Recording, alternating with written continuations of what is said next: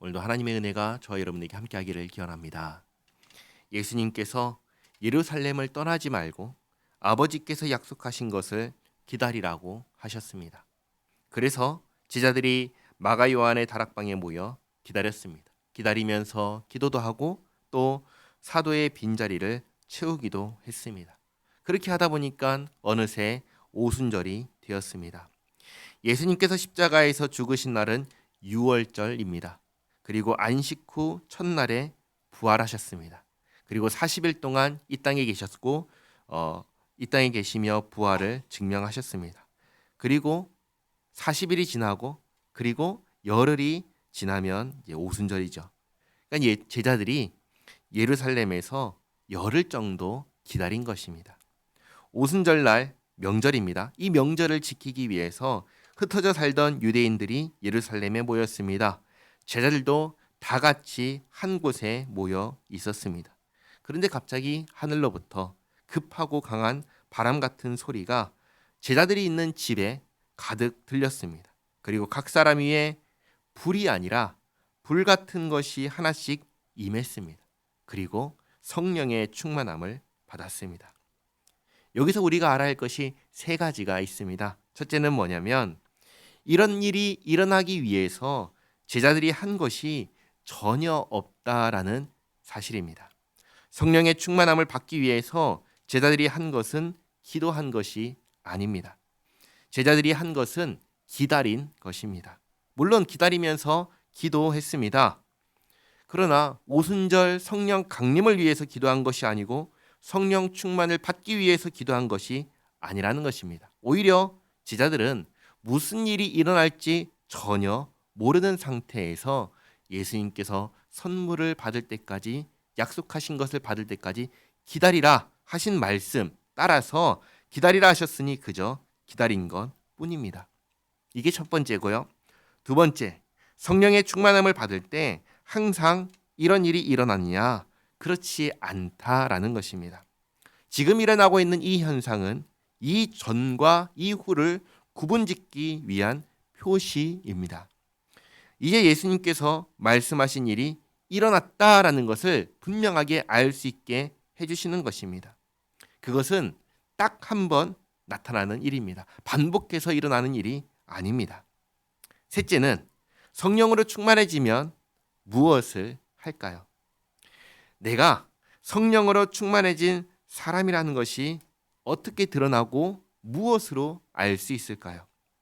4절을 보시면 뭐라고 되어 있냐면 성령의 충만함을 받고 성령이 말하게 하심을 따라 말하기 시작했다라고 기록하고 있습니다. 그러니까 성령으로 충만해진 사람은 무엇을 하냐면 성령께서 하라고 하신 일을 하는 것입니다. 이것을 기억하셔야 됩니다. 내가 성령으로 충만한 사람이라는 증거는 성령께서 하라고 하신 일을 하고 있느냐 여기에 달려 있다는 것입니다. 하나님께서 하라고 하신 일을 할 때 나는 성령으로 충만한 사람입니다. 하나님께서 하라고 하신 일을 전혀 하지 않는 사람은 성령으로 충만한 사람이 아닙니다. 그러면 여기에서 다른 언어로 말했다라고 하는 것은 무엇일까요? 근데 여기서 중요한 것은 다른 언어가 아닙니다. 중요한 것은 뭐냐면 말하는 내용입니다. 이들이 다른 언어로 무엇을 말했습니까? 제자들이 하는 말을 들은 사람들이 무엇을 들었다고 하냐면 11절을 보시면 하나님의 큰 일을 들었다고 했습니다. 그러니까 이 다른 언어는 못 알아듣는 언어가 아니라 알아듣는 언어이고 명확하게 내용이 있는 언어입니다. 어떤 내용이냐면 하나님의 큰 일을 말하는 것입니다. 제자들이 성령으로 충만함을 입었습니다. 성령께서 하나님의 큰 일을 말하게 하셨습니다. 그런데 이 이야기를 누가 들어야 합니까? 제자들이 아닙니다. 오순절에 절기를 지키러 온 유대인들입니다. 구원자를 기다리는 유대인들입니다. 복음을 기다리는 사람들입니다. 이 사람들이 들어야 합니다. 그리고 또 9절부터 11절까지 보시면 어디에서 왔다고 합니까? 무려 14개의 나라에서 왔다고 합니다. 14개의 나라에 흩어져 사는 사람들이 왔다고 합니다. 다 언어가 다릅니다. 그들이 들어야 됩니다. 그래서 그들에게 맞춰서 말을 하게 하신 것입니다. 쉽게 말해서 이 다른 언어라는 것은 외국어를 하게 하신 것입니다. 그래서 그들이 들을 수 있게 하신 것입니다. 그런데 예수님의 제자들은 어떤 사람들입니까? 어디에 살던 사람들입니까? 7절 말씀 보시면 갈릴리 사람들이라고 합니다. 이 말은 다르게 말하면, 쉽게 말하면 촌동네 사람들이라는 겁니다. 쉽게 말해서 외국어를 전혀 할 줄 모르는 사람들이라는 것입니다. 그런데 그런 사람들이 14개 나라에 흩어져 나는 사람들, 언어가 전혀 다른 사람들에게 그들의 언어로 말을 하게 하신 것입니다. 하나님께서 특별하게 역사하신 것입니다. 외국어로 말하게 하신 것입니다. 그래서 서로 다른 언어로 말하니까 이쪽 언어로 말할 때 다른 언어를 아는 사람들은 못 알아들으니까 하는 말이, 알아듣는 사람들은 하나님의 큰 일을 말한다 하고 못 알아듣는 사람들은 저 다른 언어로 말하는 것을 보고 술 취해서 헛소리한다 라고 하는 것입니다. 그러면 이 다른 언어로 말하는 이 일도 항상 일어나는 일일까요? 그렇지 않습니다. 오늘 복음을 전하기 위해서 오늘만 이렇게 하신 것입니다. 그러니까 우리가 오늘 말씀을 보면서 기억해야 하는 것은 지금 우리가 보고 듣는 이 일들은 유일하게 한 번 일어난 일이라는 것입니다. 하늘로부터 내려져 오는 큰 바람 소리, 불같이 갈라지는 어떤 것이 머리 위에 임하고 한 번도 말해본 적이 없는 외국어로 말하는 이런 일들은 예수 믿는 사람들에게 반드시 일어나야 하는 일이 아니라는 것입니다. 이렇게 생각하지 않고 예수 믿는 사람들에게 반드시 일어나야 하는 일이라고 생각하면 그럼 이제 그때부터 문제가 생깁니다. 그런 바람 소리 한 번도 들어본 적 없고 불같이 갈라지는 것이 머리 위에 임한 적도 없고 외국어로 말한 적도 없는 사람은 그럼 예수 믿는 사람이 아니라는 말이 되기 때문입니다. 그런가요? 그렇지 않습니다. 전혀 그렇지 않습니다. 마지막으로 기도에 대해서 말씀드리고 마치겠습니다. 여기 다른 언어를 6절에서는 뭐라고 하냐면 방언이라고 했습니다. 본래 방언은 다른 언어로 말하는 것입니다. 그런데 오늘날 이상하게도 이 방언을 무엇과 결합시키냐면 기도와 결합시켰습니다. 그래서 방언 기도를 해야 한다라고 합니다. 그런데 방언 기도를 해야 할까요? 그렇지 않습니다.